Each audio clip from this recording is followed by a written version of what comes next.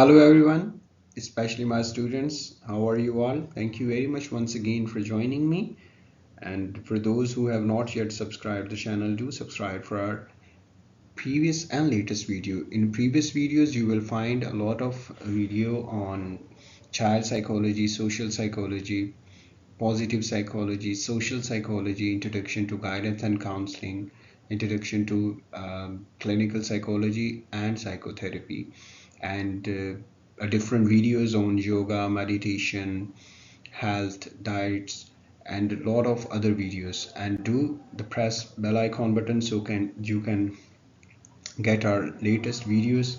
And in these days we are working on health psychology's topic. Thank you very much. Today's our topic is health locus of control. So let's start. What actually is this?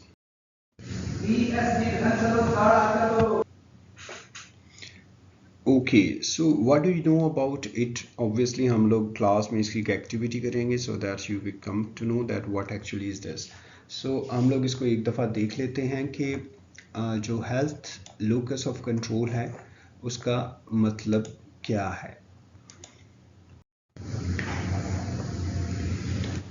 Health locus of controls actually एक ऐसा belief है कि लोगों का कि जो अपनी health के हवाले से इंटरनल या एक्सटर्नल कंट्रोल उनको कितना है, या वो समझते हैं कि उनको इस पे कितना कंट्रोल है उनको अपनी बीमारियों पे या अपनी सेहत के हवाले से. इसको HLC के नाम से भी कॉन्सेप्ट को समझा जाता है और इसको डेवलप किया गया था बाय वॉल्सन 1970s में. HLC जो है यानी कि health locus control associated with various aspect of health including health related behaviours, involvement in decision making process regarding treatment and steps in the healthcare system, or internal have a higher propensity to change health related behaviors in a healthy directions than external. मतलब health locus of control क्या है कि एक ऐसा belief है कि किसी को अपनी सेहत के हवाले से अपना इंटरनल या एक्सटर्नल कितना कंट्रोल है.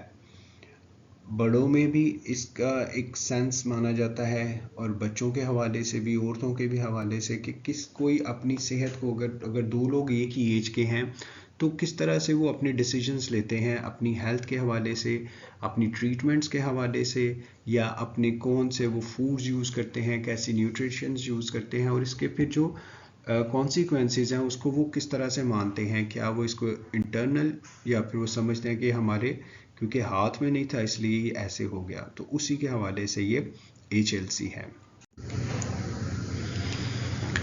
जो रिसर्चर्स हैं वो कॉमनली असेस करते हैं HLOC कंस्ट्रक्ट, जैसे कि HLOC को कहते हैं वो इंटरनली लोग समझते हैं कि उनके पास ये इंटरनली एक पूरा डिसीजन मेकिंग की पावर अपनी हेल्थ के हवाले से, जबकि P अगर इसके साथ है तो दैट्स अ पावरफुल, और C अगर इसके साथ है तो वो चांस HLOC. ये सारा हम लोग डिटेल में देखते हैं कि एक्चुअली ये क्या है, और इसके लिए हम लोग क्लास में एक्टिविटीज़ भी करेंगे ताकि आप और बेहतर तरीके से इसको समझ सको.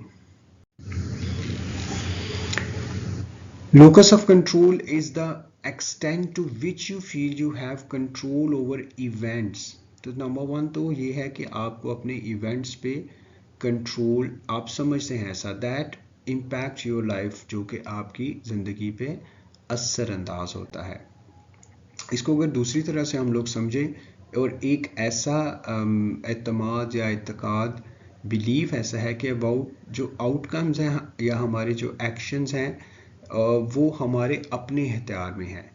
what we internal control orientation or on events outside our personal control, जो हमारे इंटरनल कंट्रोल्स या फिर हमारे एक्सटर्नल कंट्रोल्स की ओरिएंटेशन है यानी परसेप्शन है उनकी, वो कितने हद तक हमारी ज़िंदगी पे इफ़ेक्ट करती है.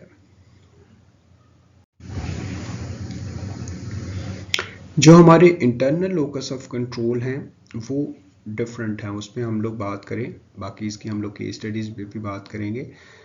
नंबर वन अगर इसको देखा जाए तो are more likely to the take responsibility for their action. So जो इंटरनल लोकस ऑफ कंट्रोल होता है वो ज़्यादा क्या होता है कि रिस्पॉन्सिबिलिटी लेते हैं कि ये हमारे अंदर, यानी कि are more likely to take responsibility for their action, कि हमारे अपने इन एक्शन की वजह से हमारी सेहत का ये हाल हुआ है, या हमारी सेहत बेहतर है या बुरी है। Number second, tend to be less influenced by the opinions of other people. ऐसे लोग दूसरों के मशवरे बहुत ज़्यादा नहीं मानते। फॉर एग्जांपल कि फ़लाँ शख्स अगर कहे कि तुम ये वाला मेडिसिन यूज़ कर लो, या ये डाइट यूज़ कर लो, या ये एक्सरसाइज कर लो, तो ये ऐसा कभी भी नहीं करते, बल्कि ये जो भी इनके इंटरनली डिसीजंस होते हैं ये उसके अकॉर्डिंगली ही अपनी प्लान करते हैं हेल्थ को। Number 3. Often do better at tasks when they are allowed to work at their own pace. So ऐसे लोग चूँकि खुद से डिसीजंस ले रहे होते हैं, इसलिए फिर ये एक अपनी पेस के साथ ही काम को कंप्लीट करते हैं, क्योंकि समझते हैं कि ये बेहतर डिसीजंस ले सकते हैं। नंबर अगर हम लोग 4 पे बात करें, usually have a strong sense of self efficacy. So ऐसे लोग बड़े कॉन्फिडेंट होते हैं कि उन्हें पता होता है कि हम लोग अपनी हेल्थ के हवाले से जो ट्रीटमेंट्स हैं या फिर जो भी चेंजेस हम लोग चाह रहे हैं वो उसके हवाले से इनको बड़ी कॉन्फिडेंस होता है अपने ऊपर। Number 5, tend to work hard to achieve the things that went. तो वो बहुत ज़्यादा हार्ड वर्किंग करते हैं उन सारे टारगेट्स को अचीव करने के लिए, अपने हेल्थ के हवाले से या किसी भी हवाले से, क्योंकि उन्हें खुद पे एतमाद होता है। Number 6, feel confident in the face of challenges. तो ऑब्वियसली वो फिर बहुत ज़्यादा कॉन्फिडेंट होते हैं कि उन्हें पता है कि उन्होंने अपने टारगेट्स खुद अपने लिए सेट किए हुए हैं। ऐसे लोग बेसिकली ज़्यादा जो फिज़िकली हेल्दियर होते हैं, ऑब्वियसली वो अपने डिसीजंस खुद ले रहे होते हैं।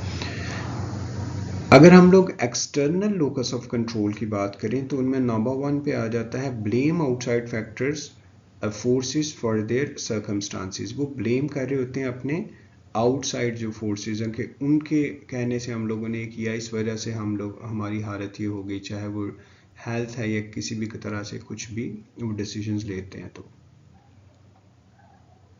सेकंड नंबर पे अगर हम देखें तो एक्सटर्नल लोकस ऑफ कंट्रोल वाले लोग जो हैं कि ऑफन क्रेडिट करते हैं लक और चांस फॉर एनी सक्सेसेस। सो उन्हें कोई सक्सेसेस मिलता है या फेलियर मिलता है अपनी हेल्थ के हवाले से या किसी भी टास्क कंप्लीशन के हवाले से, तो वो इसको यही क्रेडिट देते हैं अपनी लक को, या फिर उसे ही बुरा जानते हैं। Number 3, you do not believe that they can change their situation through their own efforts.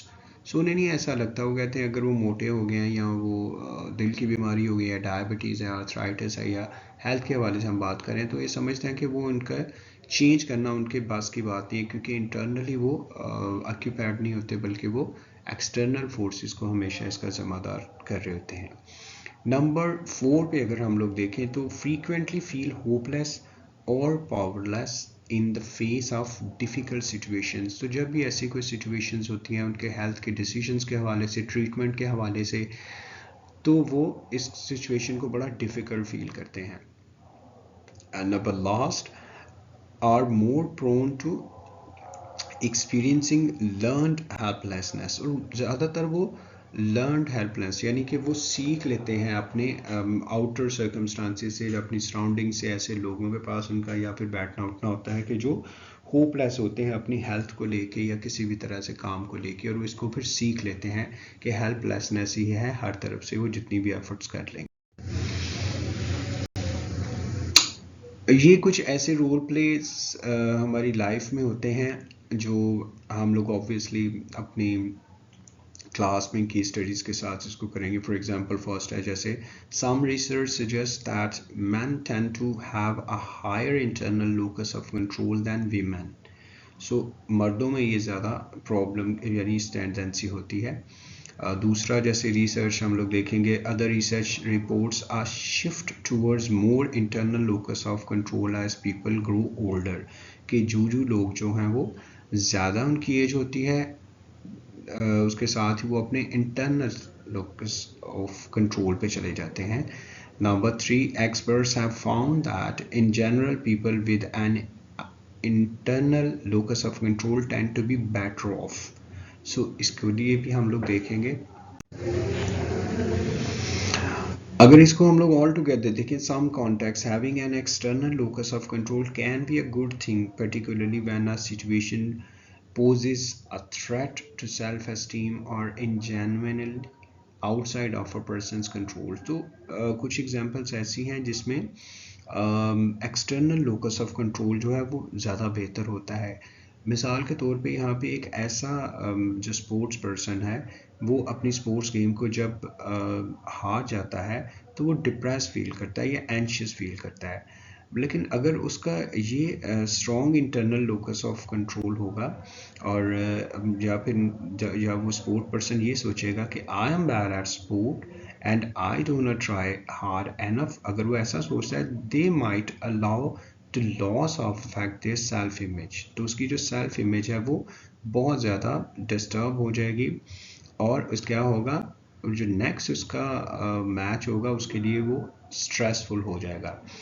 तो कई दफ़ा कहते हैं कि लोकस ऑफ जो एक्सटर्नल लोकस ऑफ कंट्रोल है that is good, in some cases लोग इंटरनल लोकस जो कंट्रोल है हेल्थ के हवाले से या किसी भी सिचुएशन के हवाले से वो ज़्यादा बेहतर होता है। तो इनमें हम लोग केस स्टडीज से सीखेंगे क्लास में, और ये कुछ गेम्स हैं जो हम लोग वहाँ पे देखेंगे कि किस तरह से इसको हम लोग और ज़्यादा बेहतर तरीके से क्लास में समझ सकते हैं क्लास एक्टिविटी में। And that was all about the health locus of control in health psychology. Thank you very much. Hope that would be a very beneficial for all of you. If you think that is a good, you can share with your other friends. Thank you once again very much for watching the video. Have a very good day. Thank you.